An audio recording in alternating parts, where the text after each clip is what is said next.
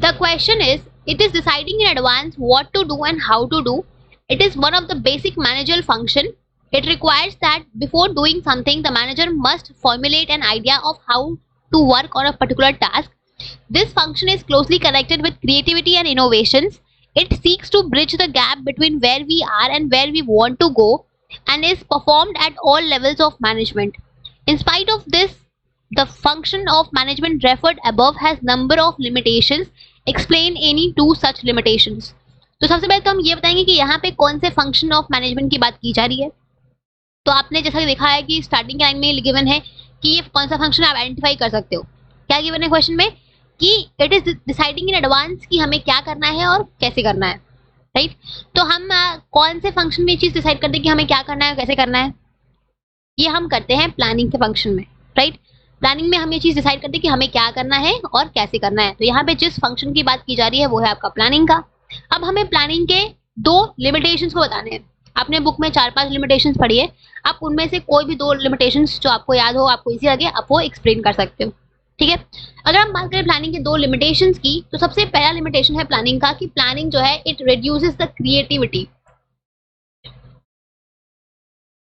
Planning reduces creativity. अब planning reduces creativity का क्या मतलब हुआ कि जनरली जो प्लानिंग होता है ये क्या करता है, ये आपकी टॉप लेवल करती है. मतलब जो टॉप लेवल है वो पूरे ऑर्गेनाइजेशन के लिए गोल्स और ऑब्जेक्टिव्स को सेट कि किसको कि हमें क्या करना है और कैसे करना है.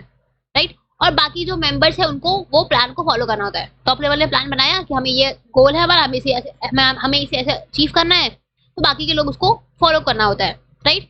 जो आपके मिडिल लेवल मैनेजमेंट है या फिर जो अदर आपके डिसीजन मेकर्स हैं उनको डेविएट करना अलाउड नहीं होता है कि अपने प्लान के से अलग हट के वो कुछ और अपने तरीके से कर सकते हैं, तो वो चीज़ नहीं कर सकते. राइट. उनको जो भी उनको जितना कहा गया है, जैसे कहा गया है करने को, उनको वैसे ही करना होता है. जो प्लान बनाया गया, प्लान में जो भी चीज़ें लिखी हुई है उनको सब चीज़ें उसके अकॉर्डिंग ही करनी होती है.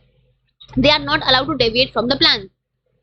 राइट. तो इस वजह से क्या होता है कि जो उनके अंदर जो क्रिएटिविटी होती है ना वो कम हो जाती है. उनको मौका नहीं मिलता कि अगर उनको मान लो कि कोई चीज़ है, आपको किसी आपके प्लान में लिखा हो कि आपको इस टास्क को ऐसे करना है, बट आपको पता है कि हम इस टास्क को इससे बेटर वे में कैसे परफॉर्म कर सकते हैं, बट क्योंकि आपके प्लान में लिखा कि आपको ये टास्क को ऐसे करना है तो आपको वैसे ही परफॉर्म करना है, आप अपनी क्रिएटिविटी को उसमें यूज नहीं कर सकते हो.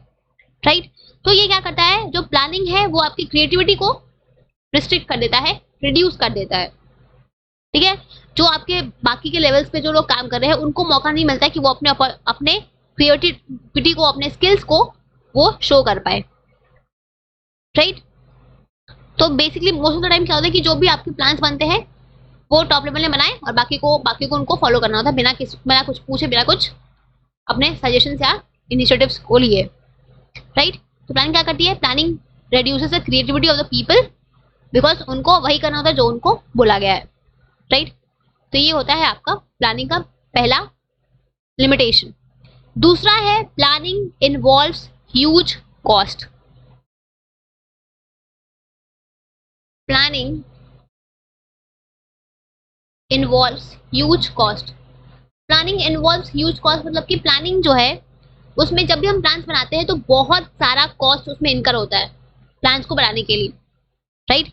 टाइम और मनी दोनों के टर्म्स में टाइम भी लगता है और मनी भी लगता है प्लान्स को बनाने में. बिकॉज प्लानिंग क्या है, ये एक बहुत ही इंपॉर्टेंट चीज है.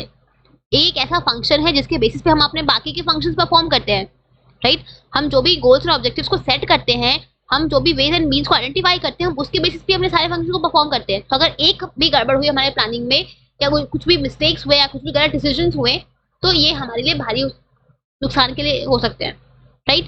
तो यहाँ पे हम जब भी प्लान प्रिपेयर करते तो हमें प्लानिंग में हमने क्या पढ़ा, प्लानिंग क्या है, ये एक मेंटल एक्सरसाइज है जहाँ पे हमें एक सिस्टमेटिक, एक लॉजिकल थिंकिंग चाहिए होती है. राइट. हम प्लानिंग अपने एंटायर ऑर्गेनाइजेशन के लिए कर रहे हैं तो हमें एक सिस्टमेटिकली हर चीज को सोच के, समझ के, परख के, स्टडी करके तब हमें डिसीजंस लेने हैं, हमें प्लान्स बनाने हैं.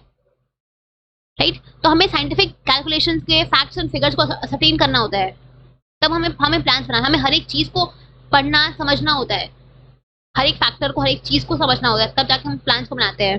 राइट. तो ये किसी भी कोई छोटा मोटा काम नहीं है प्लानिंग करना. इट्स अ बिग थिंग जहाँ पे हमें बहुत लॉजिकली, सिस्टमेटिकली सोच के डिसीजंस लेने होते हैं, प्लान्स बनाने होते हैं.